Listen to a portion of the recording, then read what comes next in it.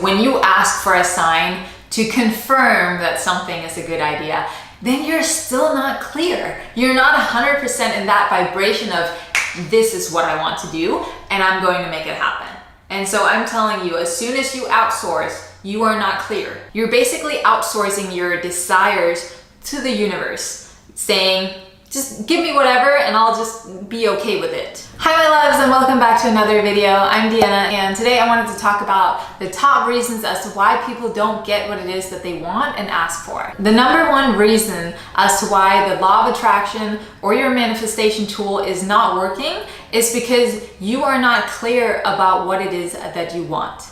Now, this can play out in multiple ways, but one being that most people have a plan B. And sure, your rational left brain could say, well, it's smart to have a plan B, or you need an exit strategy, or you need a backup of sorts. But in the moment that you do that, you're basically saying, in case shit happen, if this doesn't work out, I can always do this. And then plan A becomes less potent. Plan A is what you want, is what you're going for, is what you're striving for. It should be the put all your eggs in this basket. And if you have a plan B, it's like, well, you know, it could work out and I really want it to, but you know, if it doesn't, we'll make this work. For a lot of people, they want a backup, they want security. It's one of the main reasons why people love talking about traveling more so than they actually travel. It's why they talk more about pursuing a business or doing something they want to do, because talking about it is a lot easier than actually doing it. Because doing it means uncertainty. I'm jumping out into something that I don't know what is. I don't know what it's gonna look like. I don't know what it's gonna play out like. I know what I have right here and it's pretty comfortable. Sure, I would like something different, but at least I know what I have here. I know the people that I have with me. I know what kind of money I'm bringing in. Out there, that's a hell of a lot of uncertainty, and I'm not really sure I'm ready for that. That's really what goes on in the mind, consciously or subconsciously, for people that don't pursue their dreams. Is very likely because A, you're not 100% clear on what you want, or it's too scary and you have too much energy in plan B. Now, the other reason is that a lot of people say that they can't. They want something, but they can't because so-and-so, followed by an immaculate story. Now, what you're saying when you say you can't is basically you won't. I can't walk on water. Well, you know, Jesus could. Just saying. Where there's a will, there's a way. And so for a lot of people, to keep it more down to earth, it's a matter of, it's just a default. Oh, I want to take this trip, but I don't have enough money, so I can't. I'm telling you that you can. If you really want to, you can get really creative. You can start calling in the money because you want to, but most people don't even allow themselves to think about what it is that they want, because it's easier to just say, I can't, I don't have the money, guess it's not gonna work out, it's not meant to be. Now, this type of spiritual bypassing I hear so often. When people say, oh, I'm gonna put it out to the universe, I'm gonna put it out there, and if it's meant to happen, it will happen. Well, what if it's only meant to happen if you make it happen? You're basically outsourcing your desires to the universe, saying, just give me whatever and I'll just be okay with it. So if I don't go, it's not meant to be. If I go, it's meant to be. That means I don't have to take responsibility for what I want, and I don't have to be disappointed in case I don't get what it is that I want. So I'm saying, take back that responsibility. Claim what it is that you want. Be okay with, yeah, sure, sometimes it doesn't really work out how and when and why I want it, but that doesn't mean that something better couldn't come out of it. But as soon as you say, I can't, you're shutting down for all possibilities and you're denying any kind of responsibility that may come with it. When it comes to saying that I can't, what if you stop saying that? What if you stop letting that be the first immediate response to anything that you really want to do, but at this very moment can't? What if you said, okay, let me see if I can borrow some money, maybe have a friend that's willing to lend me some money. That's basically what happened to me 7 years ago, I was going through a really rough depression. I hadn't been working for a year.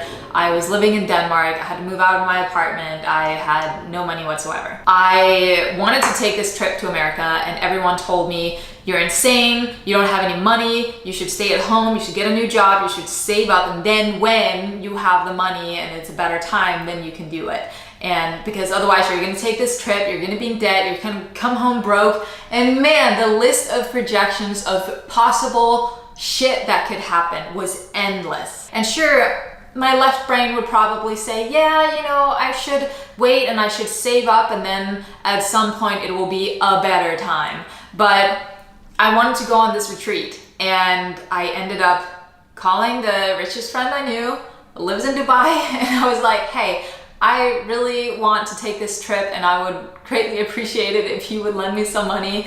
And he did. And so I borrowed that money, I took this trip, and guess what? It's been 7 years. I'm still in America. I did not go home. I didn't end up living with my parents again, broke and unemployed and all the things in between that was predicted, because I took a chance and I followed my heart. I knew I had to go, and so I found a way.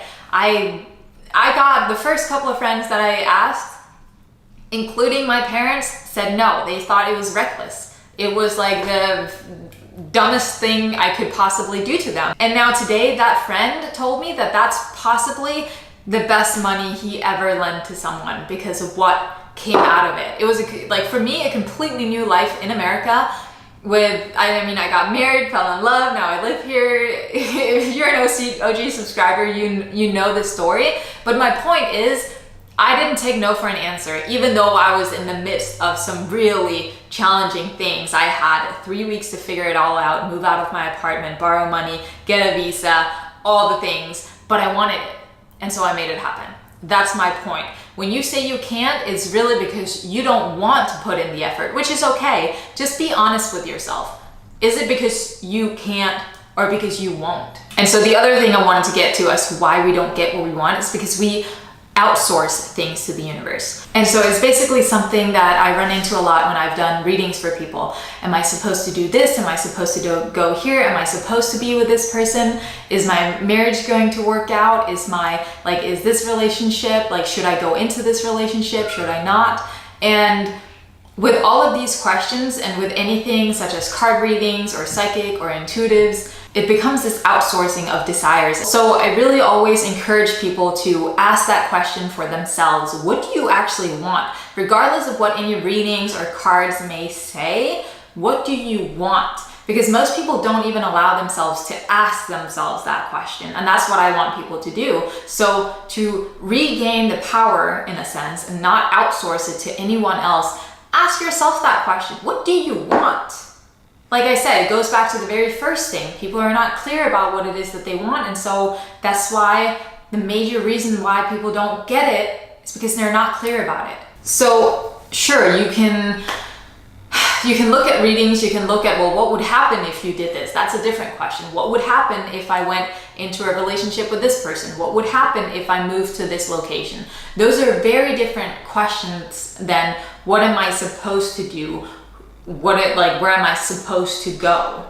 The question should be, where do you want to go? And that should be for yourself. And so I encourage you to ask that question for yourself, to take back your decision making in a way and ask yourself that question and see what might come up for you. So next time that you feel tempted to outsource this, should I take this trip? I'm gonna ask for a sign if it's in my best interest to take this trip. Asking for signs is like one of the most ridiculous things we can do in my perspective, because not only is there a voice recognition in your phone and ads are being shown that, fits whatever you've been searching for, whatever you're talking about, it shows up on your phone. So unless it's actually like you're driving by something, just watch out for signs on your phone and computers and stuff like that. The other thing is, when you ask for a sign to confirm that something is a good idea, then you're still not clear. You're not 100%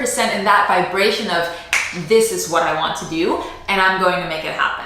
And so I'm telling you, as soon as you outsource, you are not clear, okay? So how can you be clear? You ask yourself those questions, and you get clear with the answer. Sometimes it's like, yeah, I don't really know because maybe I'm scared that this is gonna work out this way, or I'm scared it's gonna work out that way. That's fear.